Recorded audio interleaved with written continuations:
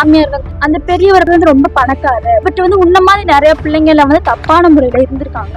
அப்படி இருந்தா பணம் கொடுப்பாங்க, 2 சென்ட் இடம் கொடுப்பாங்க அப்படின்னு வந்து என்கிட்ட விடாம டார்ச்சர் பண்ணிக்கிட்டே இருந்தாங்க. யாரும் இல்லாத போயிட்டு என் ஹஸ்பண்ட் சொல்லிட்டேன். அப்புறம் உங்க அம்மா வந்து அவங்க கண்டிக்கிற மாதிரி நடிச்சாங்க.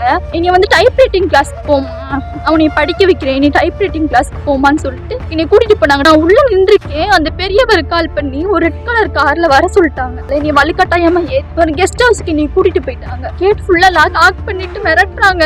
நீ வந்து இவர் கூட இருந்துதான் ஆகணும், நீ சம்பாதிச்சு கொடுத்துதான் ஆகணும், உங்க வீட்டுல பணம் நகை எல்லாம் கம்மியா போட்டாங்க, நீ இந்த மாதிரி தான் இருந்தாகணும், இல்லைன்னா உன்னை கொலை பண்ணிடுவோம், இந்த மாதிரி விஷயத்துல நீ வெளியே சொல்லக்கூடாது அப்படின்னு சொல்லி நீ ரொம்ப மிரட்டிட்டாங்க. அந்த மாதிரி தான் இருக்கணும், எங்க அம்மா சொல்றதை கேளுட்டாங்க. இப்ப நாங்க வந்து 35 நாளா அலைஞ்சிட்டு இருக்கோம். இந்த பிரச்சனையை சொல்லி ஒரு நடவடிக்கை எடுக்க மாட்டேன்றாங்க. டிஎஸ்பி மேம் சொன்னோம், அவங்க எங்களோட கோரிக்கை அவங்க கேட்கவே மாட்டேன்றாங்க. அவங்க திருப்பூர் எஸ்பி அவங்க கிட்ட வந்து கம்ப்ளைண்ட் பண்ண வந்திருக்கோம். அவங்க நடவடிக்கை